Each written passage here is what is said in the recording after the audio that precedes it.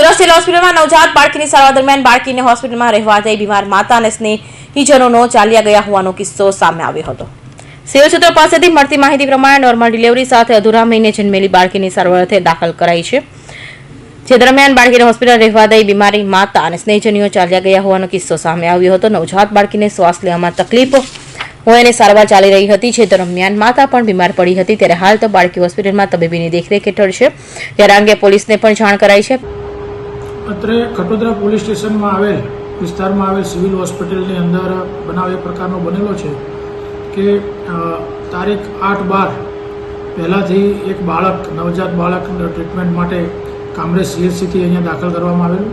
શરૂઆતમાં એની પ્રસૂતિ કામરેજ CHC ખાતે થયેલી અને ત્યાંના ડૉક્ટરશ્રીઓ અને બાળકની તબિયત ખૂબ જ નાજુક લાગતા તેને સિવિલ હોસ્પિટલ સુરત ખાતે શિફ્ટ કરવામાં આવેલું। બાળકની ટ્રીટમેન્ટ ચાલતી હતી। બાળકની સાથે એક મહિલા અને અન્ય 2 પુરુષ પણ જે તે વખતે એને એડમિટ કરવા માટે આવેલા, પરંતુ થોડાક સમય રહ્યા બાદ બાળકની સાર સંભાળ લેવા કોઈ આવતું ન હોય સિવિલ હોસ્પિટલના ફરજ પરના ડૉક્ટરશ્રીઓએ તપાસ કરતાં ધ્યાને આવેલું કે આ બાળકને ત્યજીને એના વાલીવારસ જતા રહેલા છે। એની થોડી પ્રાથમિક તપાસ કરેલી, પરંતુ એમના કોઈ પણ ક્યાંના છે અને તેઓ કોણ છે એની કોઈ ઓળખ પ્રસ્થાપિત થયેલી નહીં અને તેઓ મળેલા નહીં। તેથી તેમને પોલીસનો સંપર્ક કરેલો।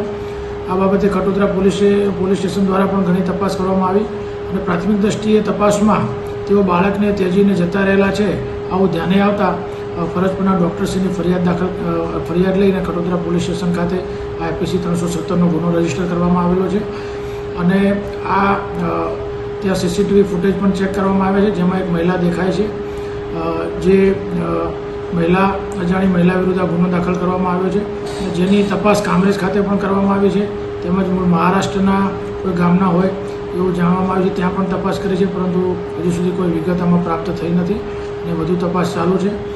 તેમજ મીડિયાના માધ્યમથી હું એ પ્રકારની અપીલ કરીશ કે આ બાળકને એના વાલીવારસ જલ્દી મળે।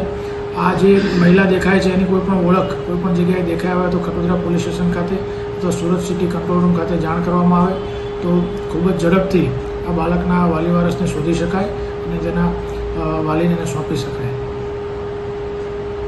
આ બેબી ઓફ મનીષા છે, baby of Manisha Barela. Patient actually 29 ઓક્ટોબરના CHC કામરેજમાં પ્રીમેચ્યોર મતલબ પ્રી ટર્મ અધૂરા મહિને નોર્મલ ડિલિવરીથી પેદા થયું હતું, 7મા મહિને પેદા થયું હતું।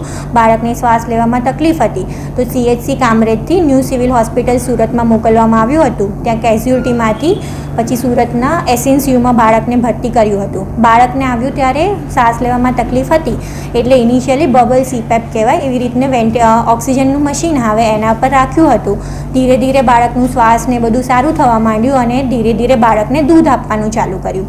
પછી જેવું બાળકનું ઓક્સિજનમાંથી નીકળી ગયું અને દૂધ બરાબર રીતે મમ્મીની છાતીથી લેવા માંડ્યું એટલે બાળકને પછી અરાઉન્ડ 1 વીક પછી બાળકને અહીંયા જ અમારા SNCUની અંદર મધર રૂમ હોય, નોર્મલ ડિલિવરી હતી એટલે મમ્મી બી આવી ગઈ હતી સાથે, તો મમ્મીનો એક ખાટલો હોય અમારા જ NICUમાં, મમ્મીને ખાટલો આપ્યો અને ત્યાં બાળક આપ્યું હતું વજન વધારવા માટે અને એને જે ખૂનમાં ઇન્ફેક્શન આવ્યું હતું તો એની દવાઓ ચાલુ હતી।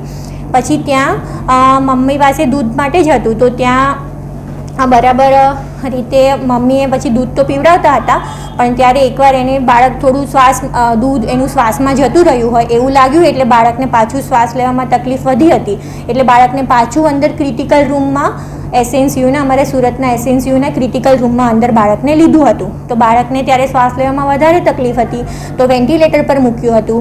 પછી વેન્ટિલેટર પર થોડા દિવસ રહ્યા પછી ધીરે ધીરે શ્વાસ સારું થયું એટલે પાછું નાના મશીન પર ઓક્સિજનના મશીન પર લીધું અને દૂધ ચાલુ કર્યું। પછી અરાઉન્ડ 29th નવેમ્બર આવ્યું ને ત્યારે એના મમ્મીને તાવ આવ્યો એવું કીધું એમના સગાવાલાઓએ।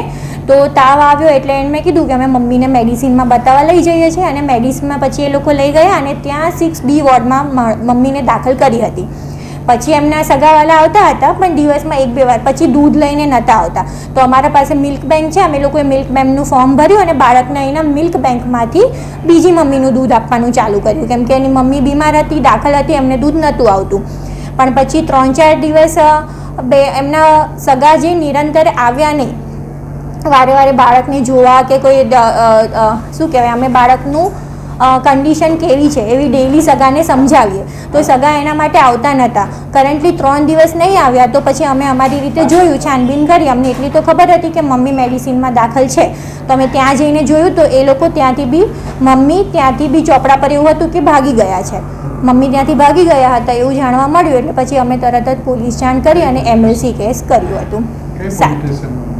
7 તારીખે અમે અમારા અહીંયાથી પોલીસ સ્ટેશન ના હોય સર, અહીંયાથી અમે ખાલી CMO RMO રેફરન્સ થાય અને CMO થ્રુ પોલીસ જાણ થાય. ઓકે.